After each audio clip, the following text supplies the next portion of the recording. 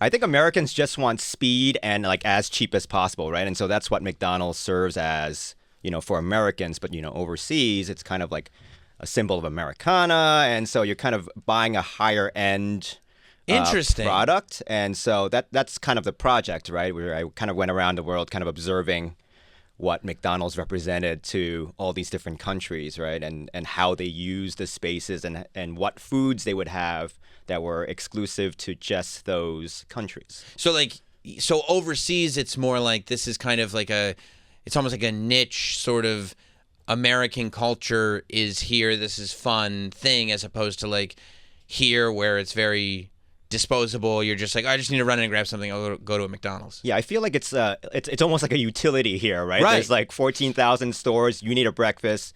Like the sausage egg McMuffin is probably going to be the best thing you can get 100%. like anywhere. And so, but overseas, you know how there was a dumpling restaurant that opened down the street, Din Tai Fun, and there was like all this clamor and like there were lines and everything like that. I feel like McDonald's arriving in like say an Eastern European country back in the 90s, it's that same energy. Right. Where, they didn't have that and they really wanted that. Right, like in Russia when Levi's started to get over there and everybody was going crazy. Yeah. Because this like symbol of everything that because I guess McDonald's is that symbol, right, of everything that is America. Yeah, absolutely. I mean, that's why I thought the project was so interesting. It's like, is America still kind of seen that way around the world? Yeah. And it is. That's wild. Yeah. So, and this book is no joke. You've won 2 James Beard Awards for this book. I mean, which is like as serious as it gets. That's the award to win. Yeah, they call it the Oscars of the food world. You know, I mean, it's cool. Yeah, I'm very fortunate. I think it's super dope too that like you get McDonald's into that super sort of upscale foodie conversation. Absolutely, because I see McDonald's as more of like an academic subject matter as opposed to just like trying to sell burgers, right? Right. I didn't work with McDonald's on this. It's an independent journalistic project where I kind of spent my own money, much to the chagrin of like my parents and everyone around me, to kind of like travel around the world and kind of document this stuff myself because no one else was doing it. And I thought it was a super important and interesting subject matter. It is really because I also have sampled international McDonald's, but it's for the complete opposite reason, like where you are going in from an intellectual and culturally analytical perspective. I've been to like France and I'll go, oh, thank God there's a McDonald's here. That was what I was doing at first. Right. Like it was very comfortable and I was kind of like working on the project a little bit on the back end of trips when I'd be super burnt out on the local food and like needed a burger. But then you start noticing interesting things on the menu and you kind of piece it together, light bulbs start going off. And then when I was like in Morocco during Ramadan, there was this like a box with like Arabic motifs and they had like dates and like local pastries in it for breaking the fast that they do every single day. And I said, at a McDonald's, this is wild. Start doing some research online, nothing, right? And I said, this is insane. This is the largest restaurant chain in the world. How is no one kind of documenting, cataloging this aspect of it? And so I started doing it. Yeah, and the idea that like McDonald's is it is the quintessential chain in the sense that from our perspective here, every McDonald's is exactly the same. You go in there, this is what they have. It's like it is what fast food is. But the idea that a culture, which is not our culture, would be represented in a McDonald's, it's kind of just a wild dichotomy. Yeah. I mean, there's some of that in the United States. I mean, if you look at like the Filet-O-Fish, right? That was the original localized menu item before we were even overseas. It was for these Catholics in Cincinnati. They wouldn't go to McDonald's on a Friday because all they had were burgers. Oh. And so they needed a fish sandwich. And so that was kind of the original localized menu item. And then eventually that got spread around to the entire system. And then, in Hawaii, you still have Spam and rice platters for breakfast. At McDonald's, right? There's like... Do they make their own McDonald's version of Spam, or are they actually like popping cans of Spam? I believe it's just Spam or some sort of like third-party Spam alternate. Sure.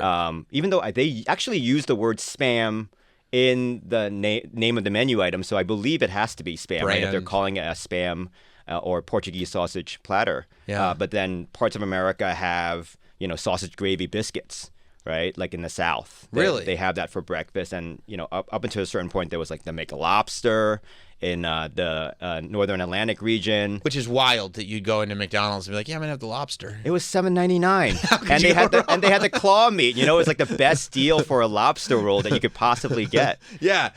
I mean, there are still there's that... the biggest McDonald's, I think, is in Orlando, and they have the pizza there? Yeah, I have no idea how that guy got the deal, but they have, like, every arcade game. It's more like a Chuck E. Cheese over there, but they have pizza. So this is not necessarily, and I'm sorry to interrupt, but this is not, because you said, I don't know how that guy got the deal, but this is not like McDonald's as a corporation going, we're just going to put our footprint down in Orlando and open this crazy McDonald's. This is a franchisee? Yeah, I think a lot of people assume that McDonald's is like this monolithic organization run out of Chicago. Right. But it's actually more of a network of like local business people, right? And so they do run a good number of the stores, and there are standards, right? And so that's why the stores kind of look very similar in the United States. But there are certain franchisees that say, hey, like I think the guy in Orlando basically said, we need a play place. Oh my God! I'm looking at it right now. It's 4 giant. stories. Yeah, because basically there were no specs on how big you can make the play place, and so he said, "All right, I'm going to keep adding more stuff." And then and every single time he ran out of the room, he would like knock it down and like add another story.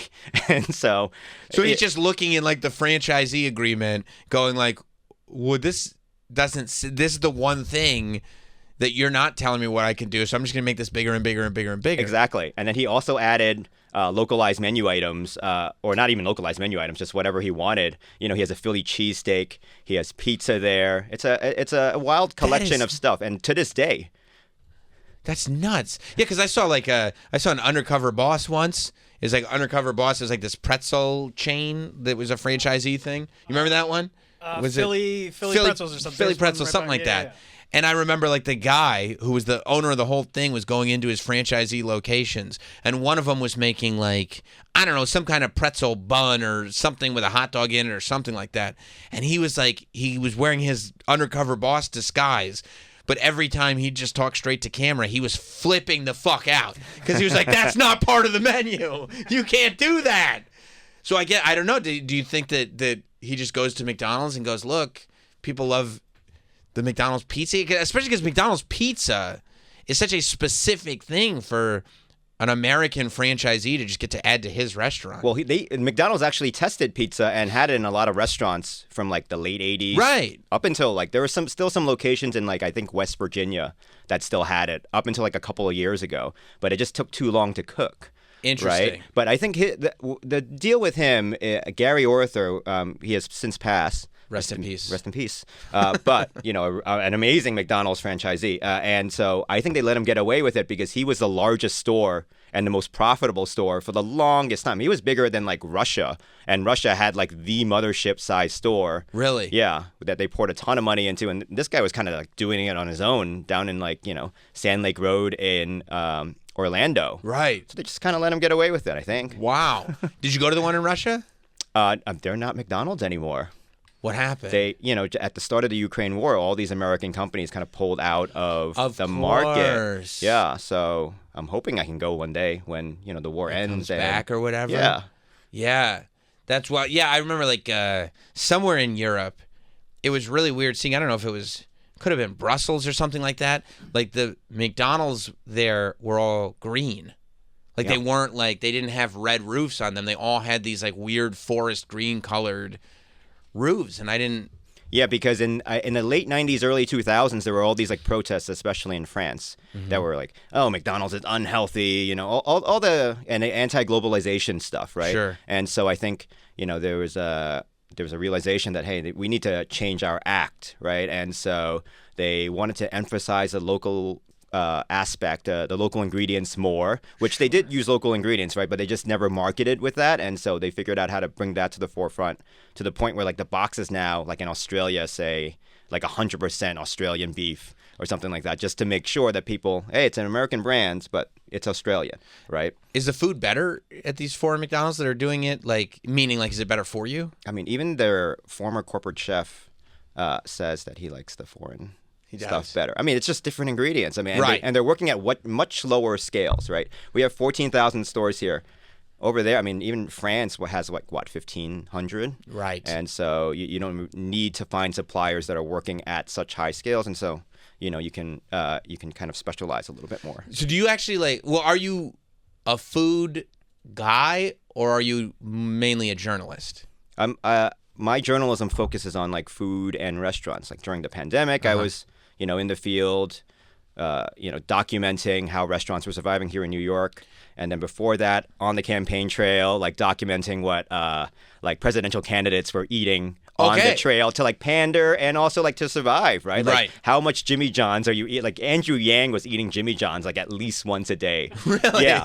Yeah. I think like one of his guys got gout or something like that. It's a grueling like journey in order to get to the presidential nomination, right? And so I wanted to document that. And so I find weird angles that other people aren't really thinking about, and that's what makes me tick. Yeah, it's like because you get into the culture of it. Yeah, it's not absolutely. just like what ingredients go into this dish or where's the best whatever linguine. Yeah, you're like actually getting into the culture, and that is interesting because I would imagine if you're running for president and it's just go all the time and you're on a bus all the time, you probably do have to have your centerpiece comfort foods where you're like, the one time that I get to stop all this is when I get to eat. The last thing I want to think about is what I'm going to eat. So just bring me my Jimmy John's every day. Absolutely. And I don't have to think about it. I could just scarf it down. And by the way, all of you have to eat Jimmy John's too. Absolutely. Well, there's also a lot of pandering that you need to do for like the cameras, right? Like at the Iowa State Fair, you gotta do the corn dog.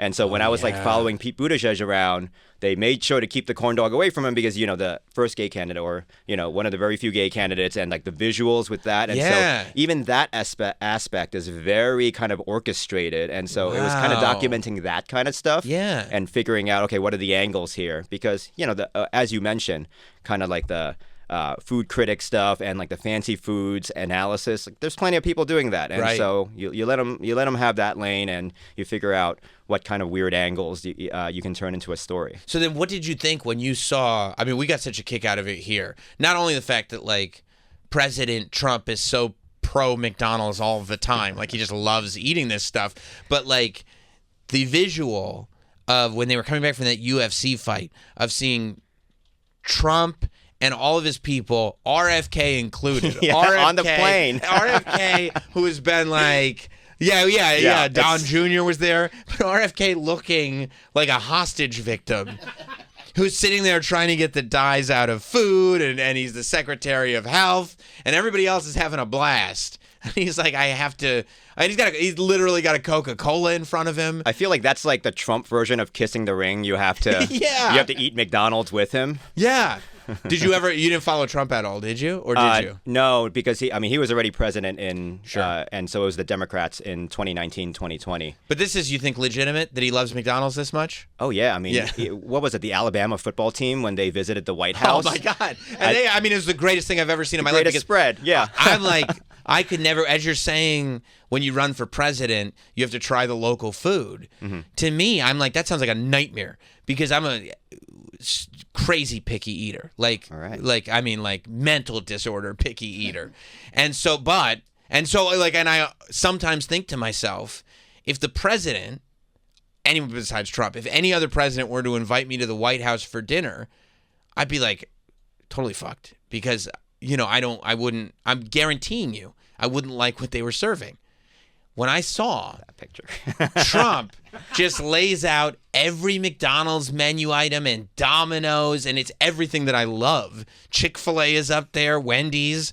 I'm like, I wish every president was doing this. That looks like that to me looks like paradise and relief all at the same time. Like that looks like home, and I finally found a place on this planet that I can be comfortable. Yeah, I mean, in a way, that's like that's kind of the story also, right? It could be considered pandering, but like that's actually who he is, right? And, like all these backstories about he's afraid of being food poisoned. I saw that they said that he's afraid of being poisoned, mm-hmm. so he eats Big Macs in bed because he knows that he can roll up into a McDonald's. It's already made before they know they're serving it to him, right? And it's always the same, and he loves it. Yeah, and he's not going to get poisoned by it. And then like somebody would go, well, isn't it like some people would say McDonald's already is kind of poison? But he's like, let no. someone else fight that battle. That's you know, right. I mean, that's a very well litigated, in media and the press, and so that's not even my cup of tea. And I would say it sounds like people who don't like to have a good time. Yeah. You know Well, what I mean? when he was in Saudi Arabia a couple of months ago, they like rolled out like the mobile McDonald's truck for him. Did you see that? Yes. Yeah. That's what I need. That's what I need everywhere that I go. I need people because, I mean, I swear, anywhere that I go, if I can just find, like, my favorite restaurant on the planet is Chili's. Okay. It's the best. It's the best. And I did hear that there is a Chili's in Saudi Arabia. Yeah. In, like, Riyadh. I've heard that there is a Chili's there. And, like, I've got to tell you, if I'm in Riyadh and I see that Chili's logo, oh, my God. The sense of relief that just falls over my entire body is like I can't even tell you. But there you go. The Saudis rolled out the McDonald's truck Yeah. for President Trump. And like, listen, this is why I can't be president. Because if I showed up there and they rolled out a McDonald's truck just for me with that logo on it and everything, I'd be like, guys, like, honestly, you can have whatever you want. The funny part is this Whatever wasn't even deal just you for want. him. This wasn't even just for him. No? You can rent this for like birthday parties. Really? It's like on the Saudi website, like a Saudi McDonald's website where they go like, oh yeah, you're having a birthday party, like so bring the McDonald's food truck over. So they gave our president like a birthday party thing. That's fun. Basically, yeah. Yeah. I mean, that's also, I feel like, what makes McDonald's so interesting is that kind of insane story of these brothers setting up the thing and then Ray Kroc coming in and really like revolutionizing franchising fast food in general, right? Yeah, I mean, like, who do you give credit to, right? Is it Ray or is it Right. the brothers, or is it like Fred Turner who made it like the CEO after Ray, who basically took it international, right? There's a big argument that he might be the most important person in McDonald's history, right? That's interesting. So the guy after Ray Kroc is the one. So Ray Kroc only within the United States had restaurants? He was probably still like chairman. Sure. But I believe it was under Fred who That started like globally branching out. Yeah, because it was like 72 was when they did like the Netherlands, Japan, and then Australia at the same time. Yeah. Yeah. I remember like I spent some time in England when I was growing up, and it was like, very early 90s, so like 1990, 1991. And they had McDonald's there, but it was a mess. Like they couldn't, because a lot was being imported. So like as a kid, they might or might not have Happy Meals. You know what I mean? Depending on the week, maybe they do, maybe they don't. Maybe it'll be 2 weeks before they have them again, or they might have this menu item, they might not. It just wasn't quite. It felt like they hadn't quite zeroed in on what this is going to look like there. Right. But I think the operation is pretty tight now. Now, yeah. Yeah. Absolutely. Like I don't think I went to a single like market where it felt very raw. Sure.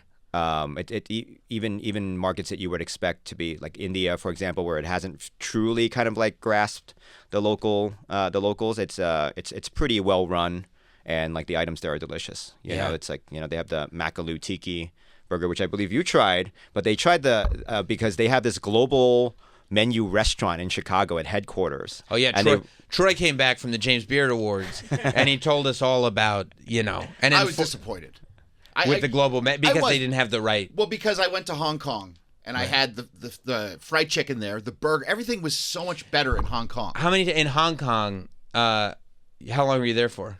Like a week, How many times did you go to the McDonald's there? 3 times. pretty good. Yeah, my fiance wasn't happy with it. She's like, "Why are we spending all our time in a McDonald's?" I'm with you. I'd be like, we were only here 3 times. I was We like, could've "But gotten it's so much good. more." I don't know when I'm going to be back It there." is so good. It's It's incredible. Yeah. I was blown away how good the fried chicken was. Yeah. I mean, it's also dark meat. Yeah. Right. It's thigh meat because in Asia they don't mess around with that white meat stuff Right. that we They do don't. here. Yeah. No, it's all dark meat. Yeah. So it's all very juicy. So Yeah. my question when we came back, I was like, why doesn't somebody open a global McDonald's here in New York? I mean, it would be the biggest thing in the world if you had the fried chicken that tastes just like it does in Hong Kong, or the burger the way it does. Do you have any idea why nobody is? Can I get in as a McDonald's franchisee and do that? No, I mean, I think in the United States it's only that one store on the ground floor of headquarters. Yeah. And they rotate the menu. But I think it's a supply chain thing, and I think also like the former corporate chef mentioned this because the people always clamoring for like snack wraps, which are coming back. And then, of course, the McRib is like, why is this not year round? It's because people have their order, and Americans will like try a new thing or like like an interesting or international menu thing like once, just to try it out. It's a novel thing, and then go back to their regular order. So yeah, sure. When you have all this press push and all this marketing around it, like, oh yeah, this is a new thing, new menu, people will try it, but then it always goes back, which is why the McRib is cyclical, right? Like they always pretend like it's going away every single year, but then it's like, oh, it's back for like 1 month, and it gets everyone excited. They order it, and then they get rid of it because people don't order it year round. But in Germany, it's available year round. Well, listen, you got to see these photographs, and you got to see like how much stuff there is. I love the approach that you took with it too, and your psychology around what you were doing with it. The book is called McAtlas. You can get it at independent bookstores. You can get it at McAtlas.com. You can get it on Amazon. It's a two-time James Beard Award-winning publication for visuals and reference, history, and scholarship. And Gary He is the author, and I love what you've done here, dude. Thank you so much for having me, man. You provided a great service.